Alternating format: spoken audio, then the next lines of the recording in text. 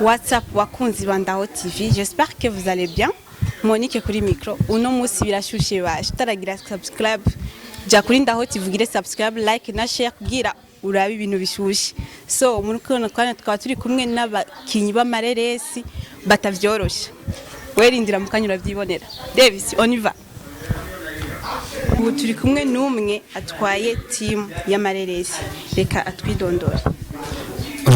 En fait ni Twavuganye ndi mukinyi w'amareresi.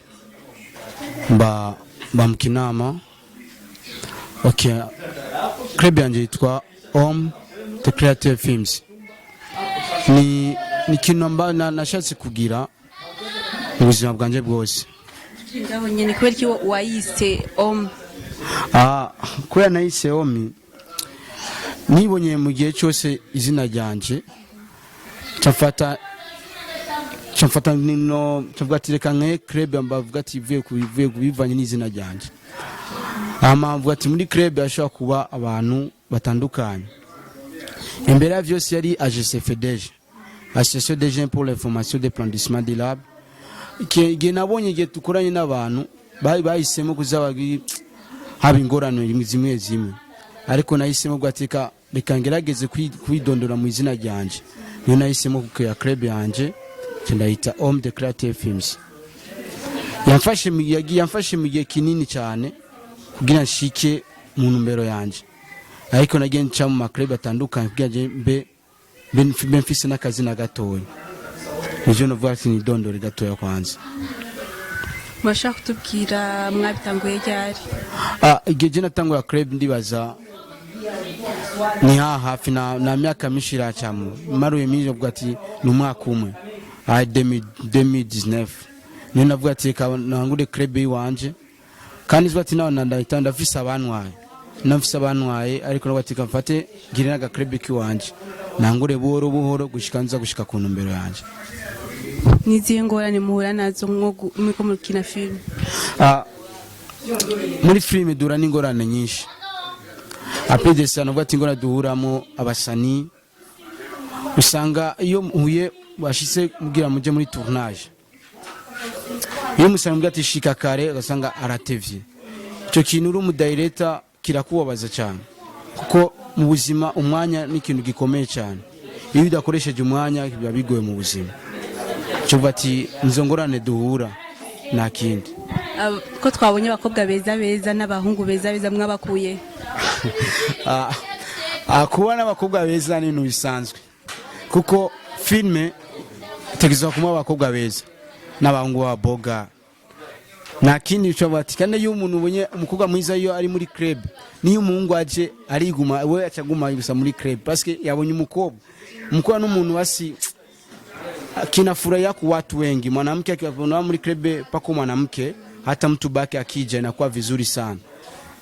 Na hata mimi kisema pande wanaume pakiwa kia mwanamke wawili watatu wazuri mimi nafanya kazi wanaume watajileta. Mbona nimeona pako wanaume wazuri na yeo?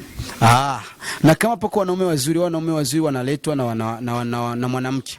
Na mwanamke anampenda mwanaume mzuri na mwanaume mzuri anampenda mwanamke mzuri. Hii inakuwa poa sana. So tugerageje kuraba mu bindi bihugu amareresi yabo usanga ateye imbere kubera ikintu adatera imbere. Vema ndashimye kuri ico kibazo mbajije. Ni kibazo ciza. Azi mu buzima novuga ati probleme yitwe muri twegwe basana. Kandi mazingine inchi ziko na waraisi ambao wana support kazi zao. Lakini sisi ku Burundi hakuna mtu ambaye anayetu support. Tunatumia nguvu zetu na wakati tunatumia nguvu zetu hatuna support kwa watu. Ni sisi kwa sisi ndio tunafanya kazi ili tujulikane. Na kabla tujafanya hivyo hatuwezi tukafika. Na ndio maana tunapambana kwa sisi tupate support. Ndipo tupata support tutaendelea hivi. Na kwa nini sisi wasanii kwa sasa unakutana msanii unafanya kazi yako? Sisi kwa wasanii na sisi ndio tunarudisha nyuma yetu.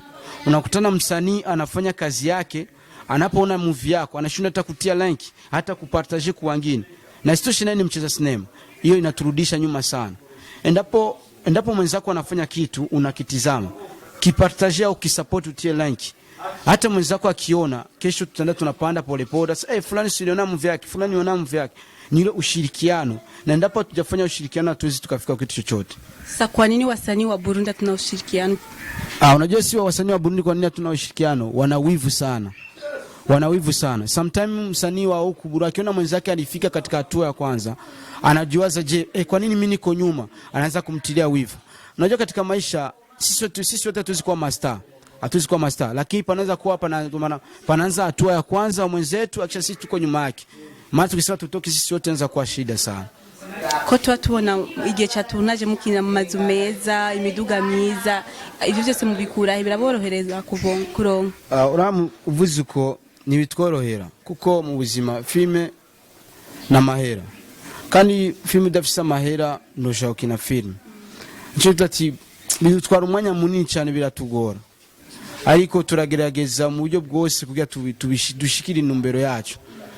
Ari abantu babona uri mu muduga subwa ati ngo nugwawe nagatizo uwatije gatoye ari kwa filme gende neza bavuga ati muri filme wanditse scene yakwa zishobora kuba umumama utegeza kurondera umumama kuze handitse scene ngo ashobora kuba ufise umuduga utegeza kugira iki ufise umuduga uvuze scene ngo inzu ya high class utegeza kurondera inzu ya high class kuko filme igendana na story yawe uwa wapanze kandi filme udakoresheje uburyo bwawe bwose bwati filme yawe igende neza kuko filme wisohora ikurikirwa n'abantu abari bo bose naho tugeza gukoresha imitwa dukina ivyo tubayemwo kandi tugakina ivyo abantu baketegeza kubona tukabigisha ikintu baske nubwo ati gusabira goye ariko turagerageza gusa gushika ku ntumbero mu gusohora filme nimwe mwisopa canke ari murafise uwundi munavuganire kandi abaterere.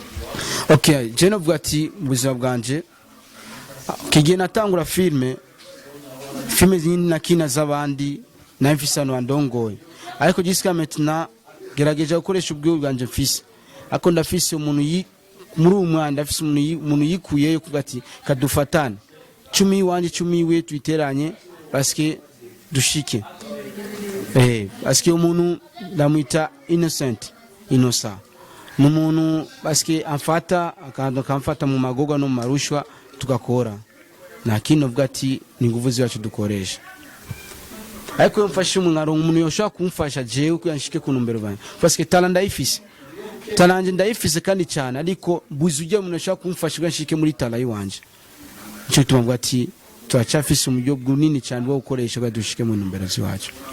Kuzi mu bakinyi b'amareresi benshi usanga ari abanyeshuri muriko mukina filme nta consequence iba ku bavyeyi babo.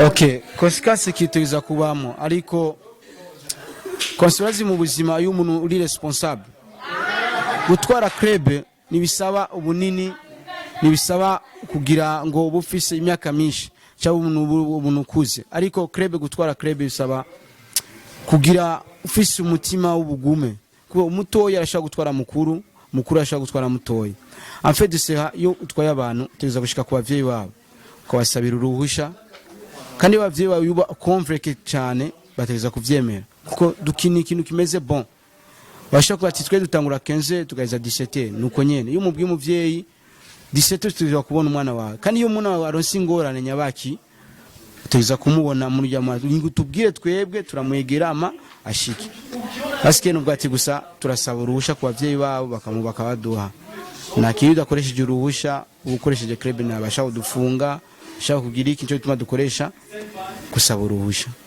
Hama ndafite ikibazo kiri andeo yibi inye gimaze imitsi kivugwa cyane kwita bw'abakobwa ngo abakobwa bo dukunda ambiance wewe ibyo uravyemera? Jevyo ndavyemera parce que ndavyemera gute abakobwa meno misi mukunda ambiance kandi n'urukundo rw'iwanyu munadafise amadaya amafaranga ni hatari ariko bamwe si bose ariko murakunda ambiance. Ndaje ndabyibona ko nkunda ambiance. Oni hatari wewe ndakuravye umengo uri shosho cyane urakunda ambiance vraiment. Urambeshe. Akubera iki no kubeshera. So Omi bashaka kutubwira amatitire y'amafilme mumaze gukina kugira abariko radukurikirana kuri Ndaho TV baje kuyaraba kuri YouTube yanyu. Okay, je ma film maze gukina ni film baske abantu bamamagara afata numu turi kumwe ari mabamfatiye mu maboko wanye nka president wanje yitwa Tamboremi bibaza benshi baramuzi n'umuntu amfata ku maboko n'umuntu angerageza gufata tarayi wanje kugira ishikane ku kintu film maze gukina maze gukina nayikine muri The New Design, niyo filime yanje ya mbere yitwa gute? itwa Severant. Ni filime twayikinye neza, wanditse gusa The New Design Severant urayibona. Hari indi filime maze gukina, ni filime nyinshi ifata ku bari maze nakinye filime nakinye na ici Burundi n'andi wasani yari yitwa Haki. Ni season tuko turakina itwa Nabi Ezekiel. Nabi Ezekiel ni filime yafashe umwanya mwishi ku muwayi composije Tamboremi. Parce que ifati umwanya mwishi kwa twe dushike ku ntumbero. Ndibaza yadushikanye ku itara yiwacu. Na jusqu'à maintenant tuko turategura yindi vraiment iri trop chaud. Izokubaske kuba fans kwa zokurikira bazoyibona. Ije ifise movement nyinshi cyane. Na kino bwati gusa turacyakora cyane. Kuya turako inimero tushaka kuyironka. Mwashaka kutubwira nimba mufite projet y'iyi club yayo mukabivuga abakunzi ba Ndaho TV nabo nyine bakabibona. Okay, je muri projet yiwanje ya club yiwanje nafashe projet ya mbere. Mu basani mfise kubafasha. Basoro mfise monta tugenda turatanga kumumwe kandi yo mu sanaronsi ngorane tukamufasha cyangwa muri family waronsi ngorane tukamufasha. Projet ya kabiri nagize projet yo kwigisha icyongereza n'igifaransa. Ndafise aba teacher bagifasha mu. Projet ya gatatu navuga ati ndashaka gukora cyane kugira ndabe icyo nkora abandi bari inyuma yanje baronke. Ko sindonkejewe abari inyuma yanje ni baronke. Ndashaka kuronka tu activity two kudandaza tuntu twose kumukoresha club ganje kamenyekana nakindi. Niki wobwira manager bako baratura kuri Ndaho TV bo basha kugufasha, niki ubona bo gufasha? Icyo novuga ati Ndaho TV kimwe ndabashimiye nuko mwatugendeye.